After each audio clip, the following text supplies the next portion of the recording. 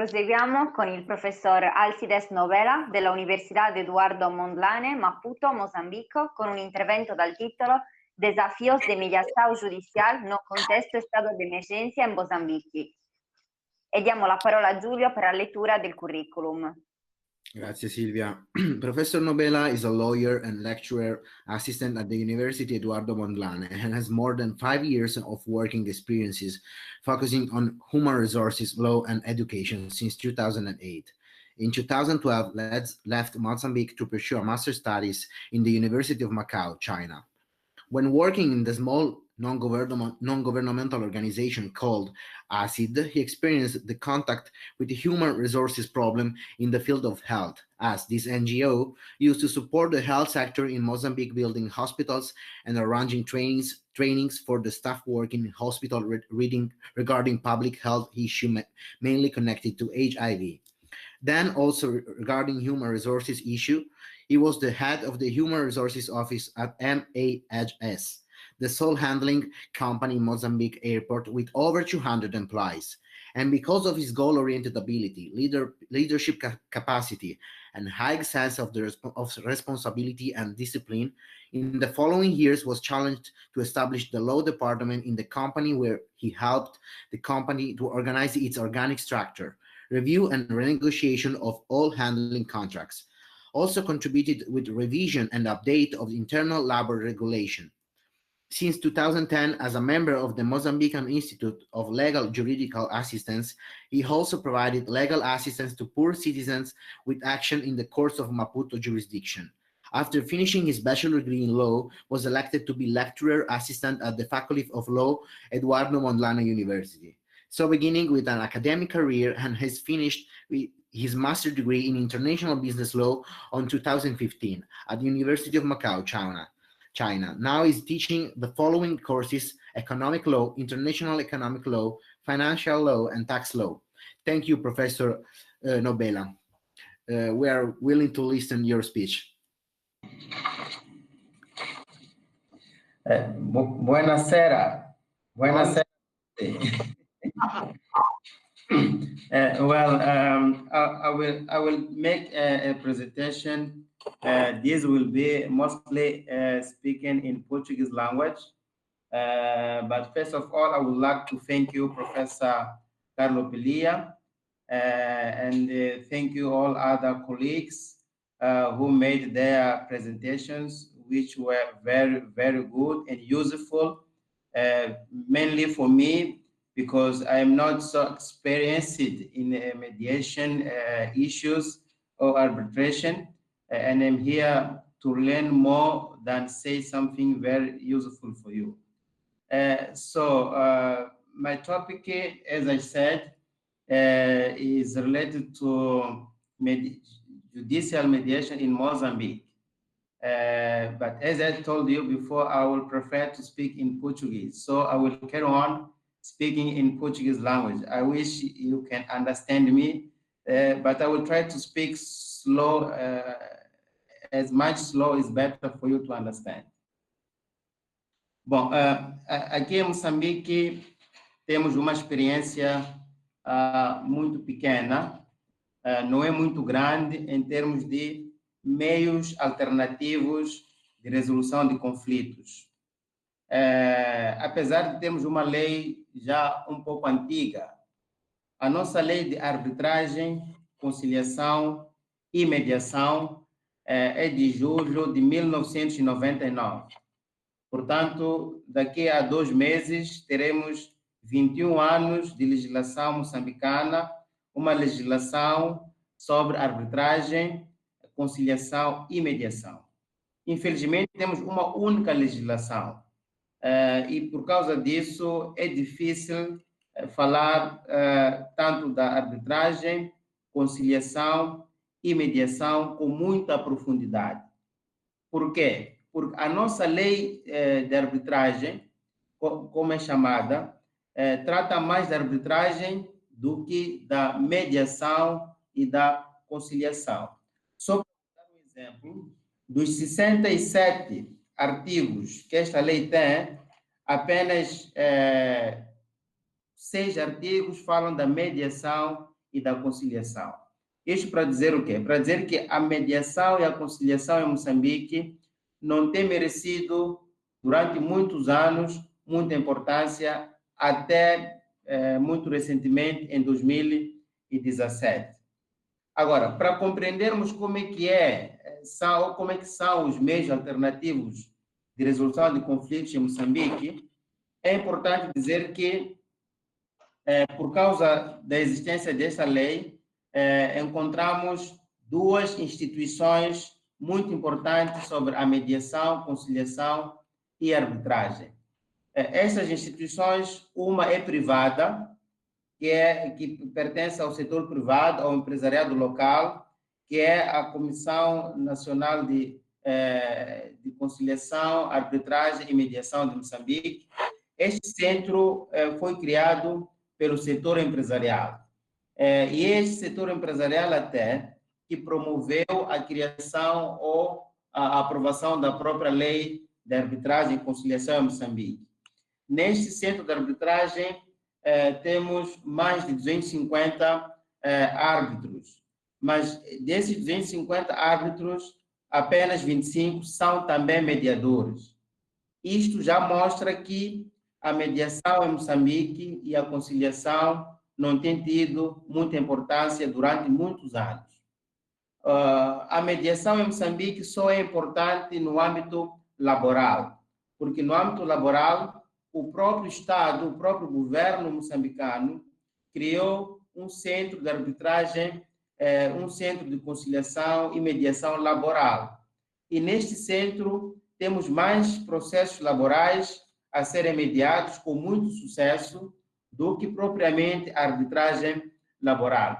Talvez se explique porque quem vai mais aos centros de arbitragem ou de mediação laboral são trabalhadores, são pobres, que não têm recursos, então vão lá à busca de ajuda.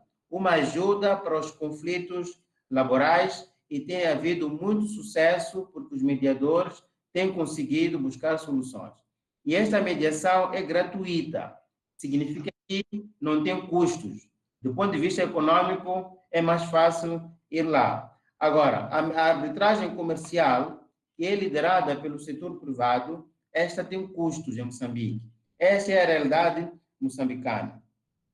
O governo de Moçambique, porque quis garantir a atração de investimentos, também é parte do Centro Internacional de Resolução de Conflitos sobre Investimento, o CID. Portanto, é um meio que o governo encontrou para permitir que os novos investidores venham investir em Moçambique com maior segurança.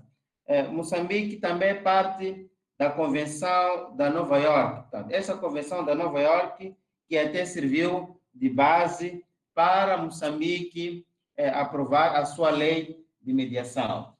Agora, aqui em Moçambique, quando falamos dos meios alternativos de resolução de conflitos, eu já disse, temos o problema de ter mais preferência para a arbitragem do que propriamente para a mediação. Há mais arbitragens a acontecerem no Centro de Conciliação e Arbitragem e há pouca mediação. Só em 2017 é que mudamos para uma forma muito diferente de resolver os conflitos em Moçambique, quando os tribunais moçambicanos criam um serviço dentro dos tribunais judiciais, cria-se um serviço que se chamou Serviço de Mediação. Este serviço de mediação, que é muito recente, funciona apenas nos tribunais judiciais.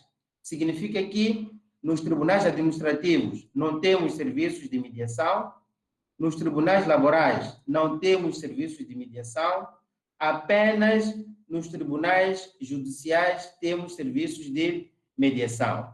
Como eu disse, os serviços de mediação foram criados em 2017, todo o ano de 2017, também quase todo 2018, estava em processo de formação de mediadores para trabalharem nesses serviços de mediação. Mesmo assim, apenas o Tribunal Judicial da cidade de Maputo, na capital, é que tem estes serviços. Os outros tribunais judiciais não têm os serviços em funcionamento pleno. Isso para mostrar como está a ser difícil em Moçambique implementar, portanto, a mediação. E os desafios da mediação em Moçambique, atualmente, têm a ver com a necessidade de se avançar para uma mediação online, uma mediação com recurso a novas tecnologias. Infelizmente, os serviços de mediação dos tribunais judiciais, vou agora explicar como é que funcionam. Estes serviços, primeiro, aceitam quase todos os tipos de conflitos. Os conflitos comerciais, os conflitos de natureza civil, são aceitos nestes serviços. E os serviços de mediação têm um responsável, que é o coordenador dos serviços. Este coordenador dos serviços é nomeado pelo juiz-presidente do tribunal. E este coordenador dos serviços é alguém que segue a carreira de magistratura judicial. Portanto, é um juiz. Um juiz daquele tribunal vai ser eleito, vai ser nomeado para ser o coordenador dos serviços. E ele tem a responsabilidade de formar mais mediadores, que podem ser advogados, que podem ser também pessoas dos ramos profissionais. E esses mediadores funcionam naquele serviço em específico. E como é que funciona? As partes em litígio que têm um conflito, uma delas vai requerer ao serviço de mediação a mediação do conflito. Ele pode requerer sozinho, faz um requerimento, e dentro de 3 dias ou 72 horas, o coordenador dos serviços de mediação vai notificar a outra parte que está em conflito, para essa parte também manifestar interesse em fazer parte da mediação. Ou seja, a mediação não é obrigatória. A mediação segue o princípio de autonomia da vontade, que é um princípio muito importante, tanto no direito, sobretudo no direito civil. E esta mediação acontece dentro das instalações do próprio tribunal. Portanto, dentro do tribunal é que vai acontecer esta mediação. E o mediador, antes de iniciar a mediação, assina um acordo com as partes, que se chama acordo de mediação. Neste acordo, ele assume a responsabilidade de garantir confidencialidade, porque no processo de mediação, todo o processo é confidencial. As partes não podem, no caso de não haver acordo, usar aquela informação da mediação e ir iniciar um processo judicial. Aquela informação toda do processo de mediação é sigilosa e não serve de prova se uma das partes decidir iniciar um outro processo judicial porque não houve acordo. Havendo impasse, não pode levar os documentos da mediação e ir apresentar em tribunal, iniciar uma ação judicial. Toda a informação que é trocada, todos os documentos que são partilhados durante a mediação têm caráter confidencial e não podem ser usados como prova numa ação judicial. Estava aqui a falar ainda do processo de mediação que tem iniciativa das partes. Mas o processo de mediação pode também ter iniciativa do juiz. Num caso em que há um processo judicial em curso, seja um processo civil, seja um processo comercial ou de outra natureza, e no meio do processo judicial as partes querem fazer um acordo, ou o juiz entender que a natureza do problema é fácil de ser resolvido numa mediação, então o juiz vai remeter o processo ou vai enviar as partes para o coordenador da mediação. Mas as partes só vão à mediação se elas aceitarem a proposta do juiz. E as partes vão à mediação. E a mediação, neste caso concreto, no tribunal, apesar de ser no tribunal, a mediação não tem nenhum custo, ou seja, as partes não pagam custas pela mediação. A mediação em Moçambique, até aqui, é gratuita. Ainda que comece o processo judicial e o juiz aconselha as partes para um processo de mediação, lá na mediação não vão pagar custas. E o acordo que vai ser feito no fim da mediação, este acordo depois vai ser devolvido para o juiz da causa para ele fazer uma sentença. Portanto, aquele acordo vai ser homologado em sentença. E depois de homologado em sentença, é um título executivo. Significa que, caso uma das partes não cumpra com o acordo da mediação, a parte que está lesada pode apresentar uma ação executiva. O mesmo acontece quando a mediação não começou por iniciativa do juiz. Se a mediação foi por iniciativa das partes e, no fim, temos um acordo, aquele acordo é um título executivo, portanto, é tido como um documento particular, mas com força executiva. Se uma das partes não cumprir com o acordo, a outra parte lesada pode iniciar uma ação executiva. É assim que os processos de mediação são conduzidos aqui em Moçambique. Agora, por que eu digo que há desafios ainda? Há desafios porque, por exemplo, numa situação de estado de emergência, como é o que estamos a viver em Moçambique, o que aconteceu é que os serviços de mediação foram cancelados. O que significa que, durante este momento do estado de emergência, os serviços de mediação não estão a funcionar. Mas, como disse o professor Rafael, disse que os conflitos não vão à quarentena. Portanto, os conflitos existem, os conflitos estão a acontecer. E, perante esta situação do estado de emergência, de confinamento, de isolamento, estando a acontecer os conflitos, é lamentável não poder recorrer à via online para resolver os conflitos. Se a mediação é muito importante e está a ter resultados muito positivos, neste momento, no lugar de cancelar, de suspender, o ideal seria promover sessões de mediação via eletrônica, via online. O professor Rafael falou muito bem aqui das várias plataformas que existem que podem facilitar o processo. Falou da sua experiência, falou dos princípios, e todos esses seriam muito. Mas em Moçambique há uma particularidade. Somos 28 milhões de habitantes e, apesar de sermos 28 milhões de habitantes, estamos numa era de tecnologia, há um problema muito grande. É que menos de 10% da população consegue ter acesso aos meios eletrônicos para usar no seu dia a dia. Refiro aos meios de comunicação, sobretudo à internet. A internet não é de fácil acesso para boa parte da população moçambicana.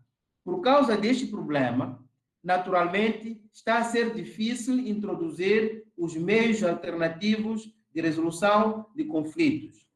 Mas para as empresas, para os advogados, podemos entender que, havendo um processo de mediação, boa parte deles ainda seria possível serem resolvidos. Se tivesse havido uma abertura da parte dos órgãos que administram a justiça para permitir a resolução online dos conflitos, pelo menos uma pequena parte poderia continuar com o processo e chegar a acordos. Aqui em Moçambique, a mediação judicial tem que terminar até 60 dias depois do início do processo. Significa que é um processo que, em princípio, é célere. E se não termina em 60 dias, que são 2 meses, o processo é tido como não concluso, houve um impasse, não houve acordo, e as partes, se quiserem, podem ir para a via judicial. Então, quais são os desafios, resumindo? Em Moçambique, a mediação judicial tem este grande desafio. Primeiro, não está a funcionar em todos os tribunais. Achamos nós que deveria funcionar em todos os tribunais de Moçambique. São 12 tribunais judiciais de província e só está a funcionar em Maputo e na Beira também, que é a zona centro, funciona há pouco tempo. Portanto, temos este problema. O outro problema é na formação de mediadores. Não temos muitos mediadores. Mesmo a nível privado, no Centro de Arbitragem, Conciliação e Mediação, como eu disse, só temos 25 mediadores. Só para citar algum exemplo. O outro problema, que é o grande desafio, é mesmo o recurso às plataformas eletrônicas. A lei que introduz os serviços de mediação, quando o assunto é questões eletrônicas, apenas admite que as partes submetam os pedidos de mediação por e-mail. Portanto, o único meio eletrônico que a lei prevê é a submissão, a apresentação do pedido por e-mail.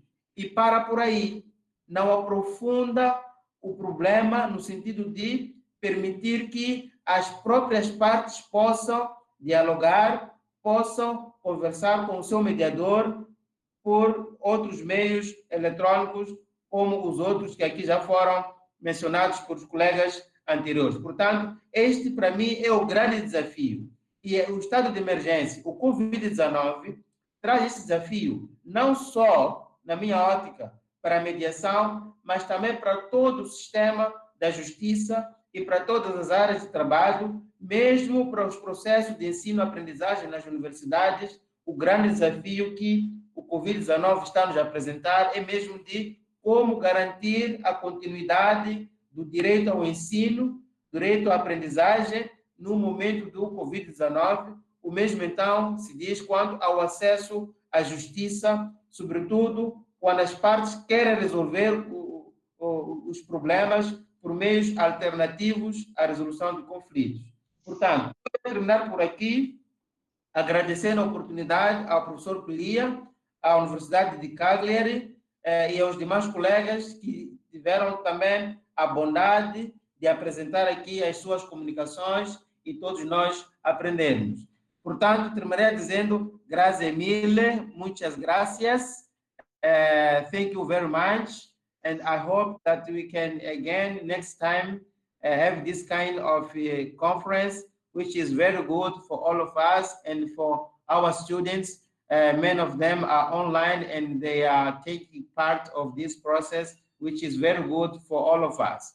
Thank you very much. Thank you, America. Thank you, Europe. And thank you, other friends from Asia. I see a friend, Professor Muhammad. I see him online. I remember that. I think he's from Turkish. I think I don't remember if I'm wrong. But thank you very much. Grazie Alcides, parlo in italiano, per la tua bella esposizione e anche per i tanti spunti di forte interesse. Anche a te faccio una domanda. La giustizia si è fermata, anche quella alternativa per la pandemia. Siccome siamo colleghi dell'università, ti dico, e per l'università è una cosa collegata, però si parte dalla formazione. È possibile usare per le lezioni la tecnologia per i professori con gli studenti? Aqui em Moçambique, as universidades estão a promover o ensino online através do Google Classroom, através do Zoom. Os professores mantêm contato com os estudantes. A única diferença é que, por causa das dificuldades de acesso à internet, as aulas online são apenas para aprofundar algumas matérias já lecionadas não vão ser usadas para efeitos de avaliação. Portanto, durante este período, é só para manter o contato com os estudantes. No fim do estado de emergência, vamos reformular os currículos e termos algumas aulas um pouco mais intensas. Esta é a realidade de Moçambique. Molto bene, grazie Alcide. Gracias. Si hay preguntas que queréis poner, os invito a escribirlas, puede ser en la chat, más sencillo, indicando también el conferenciante al que se dirige la pregunta. Colega Cláudia, tem a pergunta?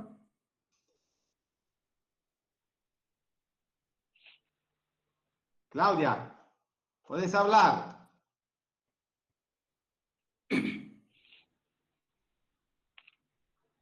¿Se escucha? Sí, perfecto. Ah, perfecto. Hola, ¿cómo están? Pronto. Acá desde Chile, mucho gusto. Acabo de terminar una videoconferencia en audiencia por el Poder Judicial de Chile en materia de familia, justamente. Y me uní a ustedes un poco más tarde porque tenía la audiencia a las 12 del día de acá de Chile. Mucho gusto. Me gustaría preguntarle al señor, a mi colega Alcides Novela, si es que, ¿qué rol juega el juez o el tribunal en atención a este acuerdo de las partes en que se ha tornado como título ejecutivo, ¿cierto?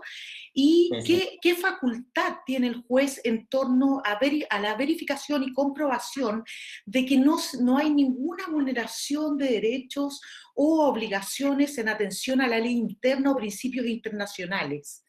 Eso me gustaría saber cuál es el rol preponderante del juez acá y si tiene facultades para intervenir en ese acuerdo. Não sei se percebi muito bem. Quer saber cuál es el valor del acuerdo. No, el valor de acuerdo se entendió que era un título ejecutivo, ¿cierto? Que posteriormente se verifica como un cumplimiento, ¿cierto? De ejecución. Pero no, yo estoy preguntando otra cosa.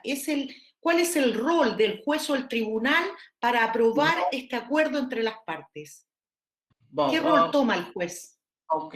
O tribunal aqui não tem nenhum papel. O tribunal é neutro. Por quê? Porque o serviço de mediação é um serviço que funciona dentro do tribunal, mas a sua atuação é independente da hierarquia do tribunal. É independente do funcionamento normal do tribunal. Os serviços apenas oferecem uma oportunidade para as partes chegarem a um acordo. É por isso que, de tudo que acontece no serviço de mediação, apenas o acordo final é que é importante. Os documentos que são partilhados no processo todo não têm nenhuma relevância para o tribunal. O acordo final, assinado pelas partes, esse sim é que é importante. E é importante para as partes, porque é um acordo de vontade das partes. Se uma das partes depois não cumpre com o acordo, a parte lesada pode intentar uma ação independente, inicia um novo processo. Agora, se o processo de mediação iniciou por sugestão de um juiz, porque as partes já estavam em conflito, o conflito estava a desenrolar-se, e no meio do processo, o juiz aconselha as partes a irem aos serviços de mediação. As partes, quando vão ao serviço de mediação, chegam a um acordo lá no serviço de mediação. O acordo que é assinado entre as partes, este sim é enviado, retorna para o juiz, e aí sim o juiz faz uma homologação assume aquele acordo como uma decisão final e executória, como uma sentença. Portanto, o papel do tribunal só é importante nestes processos, porque é o próprio tribunal que aconselhou para a mediação, as partes vão à mediação, chegam ao acordo e depois do acordo levam o acordo, entregam ao tribunal, que é o juiz, e o juiz faz homologação em sentença e termina a ação judicial que as partes iniciaram. Portanto, o papel do tribunal é neutro quando o processo da mediação começou por iniciativa das partes, e o papel do tribunal tem importância de homologação em sentença quando a mediação iniciou por sugestão do tribunal. ¿Tiene alguna facultad de revisión de acuerdo el tribunal? En el caso de que considere que hay algún principio de ley interna o internacional que sea transgredido? Nestes casos, segue-se, portanto, os princípios gerais do processo.